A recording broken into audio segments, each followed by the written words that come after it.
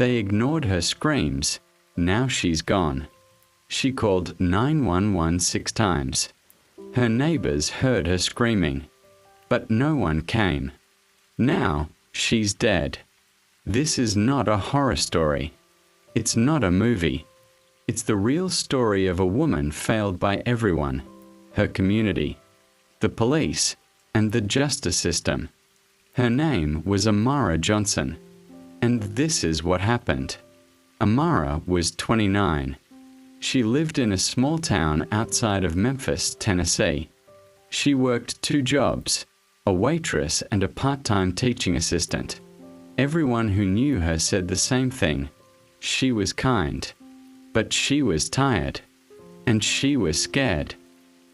Amara had a smile that could break tension in any room, but behind that smile was a woman, silently crying for help.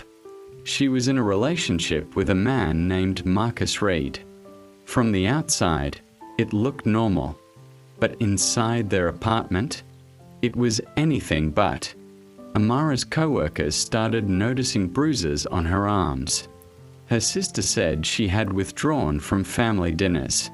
One neighbor remembered hearing yelling almost every night. And Amara, she tried. She reached out. March 4th, 2023. Call number 1 to 911. He's yelling, "I'm scared." Officers showed up 43 minutes later. Marcus answered the door, calm, smiling. They left. March 9th, 2023. Call number 2. He threw something at me. My head is bleeding. No one came. March 16th. Call number 3. Please. He says he'll kill me if I leave. Still, no report filed. No arrest made. No follow-up. The police department later said Amara didn't press charges. But in domestic violence cases, that's not how it should work. Victims are often too afraid, and it's the department's duty to investigate regardless. Body cam footage from one of the nights shows officers laughing outside her door. One is heard saying, "She's probably just trying to get him in trouble again." Same old story. Amara was labeled difficult, dramatic, a waste of time.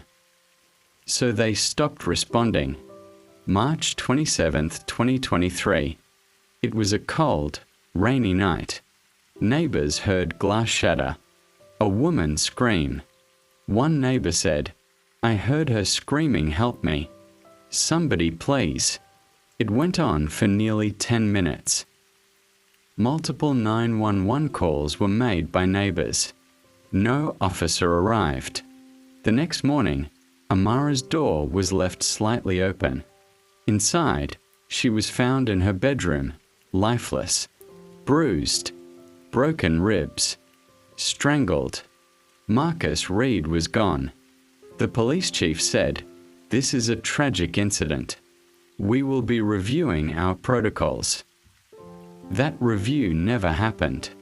Marcus was found 3 days later in Georgia. He confessed.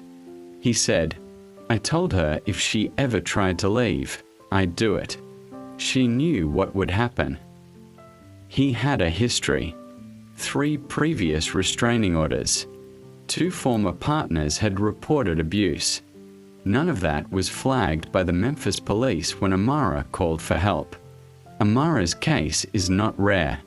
1 in 3 women globally experience physical or sexual violence. In the US, a woman is killed every 11 minutes, often after repeated cries for help. Yet the justice system still treats domestic abuse as private business.